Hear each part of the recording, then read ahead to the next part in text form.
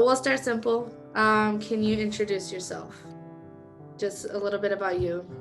My name's Kelvin, and I'm currently living in Massachusetts, and I guess this documentary is about my relationship with my brother, Kelvin. I want to share Kelvin's story through your relationship with him, and also bring awareness to cancer and what needs to change in our society and health and all that. Who was Kelvin and what happened? Kelvin Arroyo was my brother, my younger brother. We were maybe not even 5 years apart. He had noticed some things in himself that were uncomfortable, and he talked to my mom about it. And then that's when all the appointments and stuff started coming up. And I noticed some changes in him. He was often really tired, which didn't seem like him at all. He complained about what he thought was a UTI. And he was like, Crystal, I think I have something going on, because this isn't normal for me to be bleeding when I urinate. We called my mom, and then my mom went to the hospital with him. Midnight happened January 9th, 2019. And a few minutes later, the doctor came in with the diagnosis of lymphoma. There was a whole bunch of stuff happening before then that may have actually just let the lymphoma slip through the cracks. Can you talk a little bit about who you are to Kelvin and the kind of relationship you guys had as children growing up, as siblings, and then as adults being pretty much best friends? My relationship with Kelvin, oh wow. It was very interesting, because when I was younger and he first came into the picture and he was first born, I wasn't even 5 yet, but I had that time to, spend on my own with my parents. So it was a whole shock to me when I was a kid. I couldn't stand his guts, which was hilarious, because I told him that all the time. A lot of people couldn't even believe how much our relationship changed over the years, and us being adults and being so close, because I couldn't stand him when I was younger. We were always fighting, literally fist fighting. We could not get along for anything. But then, as he got older and I got older, we were both he was getting into his preteen years and I was already a teenager. Our relationship started completely changing. He sought me out a little bit more as a friend, and he would tell me a lot more than he would tell anybody else. Even though he was pretty open, even with our parents, he would probably tell my parents some things they didn't want to know. But he really went into detail with me, so I was just yeah, I really don't want to know. We weren't just siblings. We were now just confidants, and Bonnie and Clyde. Literally, if he got into any kind of trouble, I would basically cover for him. Yeah. When I saw that he wasn't doing anything good, I was like, you need to stop. I had taken him in when my parents moved to Florida, years back. I think it was back in 2014. I almost felt like a mother figure too on top of that. Yeah. Because, I had to make sure he was doing all right. The relationship had so much consistency. I couldn't really place my finger on it. We were just there for each other, for what I thought was for life. How has losing him affected you in your everyday life? And now it's been about 2 years almost, in a few months. How has that affected you? How have you changed? How have you grown? How are you healing and coping? I've changed a lot. Literally everything has changed. My outlook on my own life, my own health, which I really didn't even care about. It's just everything. I've worked on me, because I was always the sick one. So I never expected that to happen to him. Yeah. I didn't think it was going to be a question you asked, so you did a good job. I mean, we already kind of went through it, but now sharing it for other people to see and relate to and all that, there's gonna be good from this. This is what I want, because I want to share his story, bring like honor his memory, but also bring awareness to like what you said. There's not enough research. The treatments aren't as good as they can be. So like something needs to change. I tell everybody that I kind of started my grieving process like even before he was gone. A lot of things changed in me when I started grieving him while he was still alive, because I knew that things weren't going so well because of the treatment taking over and just not treating his body with any kind of like mercy. I kind of reverted to my old ways. And I mean, when it comes to my old ways, like a lot of people didn't know it about me, but I share it even during work now. Like that's my job, is to tell my story. And I had gone back to very strong substance use. My relationship with alcohol has been just like almost non-existent. I don't even like drink anymore. It's insane. When I feel down, I just go through it. Starting that grieving process for me before he was gone was really necessary. It helped me through one of the darkest moments in my life. I had to just feel what I had to feel, whether it was like extreme rage and anger to extreme sadness and not being able to get up from where I am. I do something so much more productive than I used to. If I feel it, I feel it, and I've been writing my whole life. I usually just sit down and write, whether I'm like drinking my tears while I'm writing. I don't care. I'm just going at it. Or I go and listen to his favorite music, the music we used to listen to all the time together. What was your view of cancer and like illness before you had that connection with it to your brother? My view on cancer has been actually like a thing for a while. I always had very strong feelings about like treatments, and I thought it was just a lot that folks had to go through when they got the diagnosis. I was one of the persons, like if they asked me, hey, would you like to donate for breast cancer, I always donated, just because I feel like there's not enough research. Yeah. For sure. How did that change when you found out like about your brother and having gone through that with him? I felt even more in me that there needed to be more research. They push so much on, older folks getting cancer, and everybody was so shocked when Kelvin, got diagnosed because he was so young. And you see like the St. Jude's commercials where there's kids, like, you just never expect it. And I feel like there was just more shock with Kelvin's case because he had never been sick before. So research is something that really needs to be done, not only for the type of cancer, specifically non-Hodgkins lymphoma, but just treatments for it in general too. There's just not enough. My name is Eva Colon. I work for an outpatient infusion cancer center in the pharmacy. I have worked in pharmacy for about 30 years now. Why did you choose to specialize your career in cancer?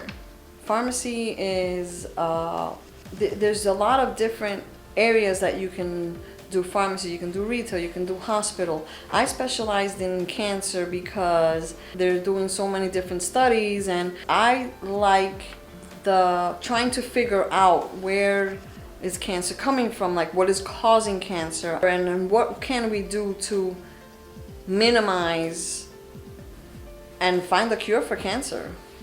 In your field, do you feel like it's common to see non-Hodgkin's lymphoma in younger patients?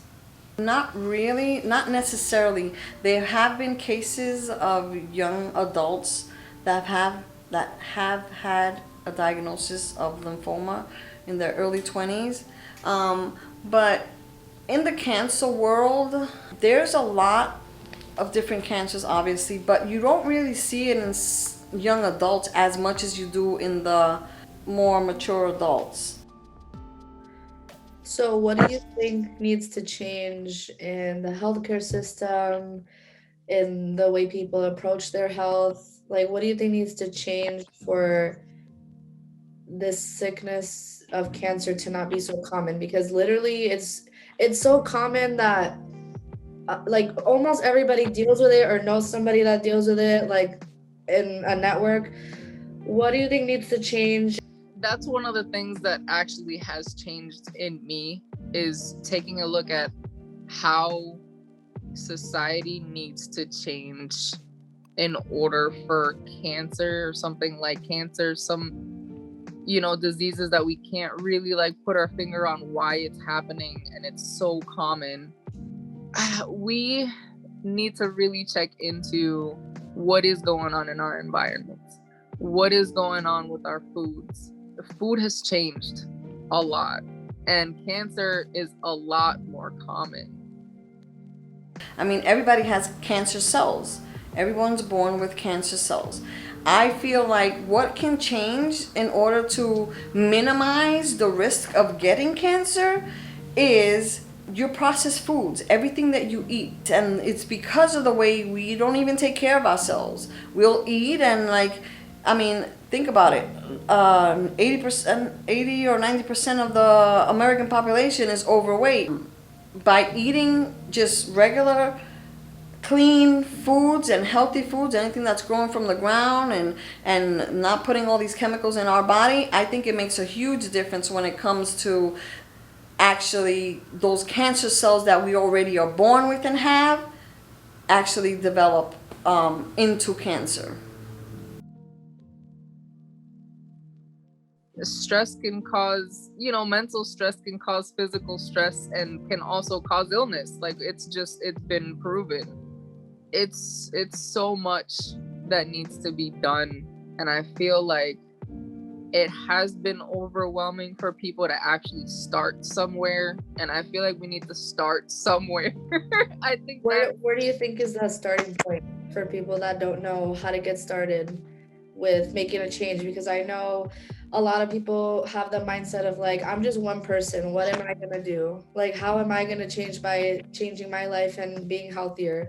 But what they don't know is people see how you live your life, you influence people. So where do you think is a good starting point for people that want to make a change but don't know how, or if they don't have resource? The mirroring effect, right? People see what you do, and for those who feel like I am only one person, how can I change anything? First change starts with you. I see others immediately take on and absorb what kind of energies I put out there. There's so much. There's like so much more diabetes. There's so much like gluten intolerance. Like it's just so much that people don't realize. And it's just, you need to realize what's in your food first, what you're putting in your body. That's important. Cancer can affect anyone regardless of age or ethnicity. It just could affect anyone. As healthcare professionals, we don't really normally see it in the young adults. We mainly see it in younger kids and adults, and this is the focus that society has right now. Like, they're not really paying attention to everyone. They think that just because you're a teenager or you're a young adult in your early 20s and you pretty much lived a healthy life, you've never gotten sick or anything, they're not worried about that age group as much, because that's when you're in your kind of prime time. It shouldn't be a focus on age. It should be something that, if you are feeling sick and you go to the doctors, check for everything. Your lab works and everything tells you a lot about your body that we don't normally see. The reason why I feel that they could have done better with Kelvin is because he went to the hospital feeling pain, and they immediately thought it was an infection. Why? Because he was a young adult, in your early 20s. No, get to the root of the problem, figure out what's going on. What is a piece of advice that you would want to give other people or families who are also going through this right now, or who are like in the end phases of it, like having to deal with the healing and all that? It is hard. I like to be completely, just because of the type of work that I do, it's changed my perspective on a lot of things, and I feel being completely open and honest about things is like the best thing, and nobody can tell you how hard it is, only you know. The best thing that can happen within a family all together that's grieving is communication. When you actually have the moment in your grieving where you're able to like say something, it's important to share that with the family that's with you also experiencing the same thing, or the friends. The only advice I can tell you is, I God has a purpose for everything, and everything happens at His time. We as humans do not have control. Take care of yourself as much as you can.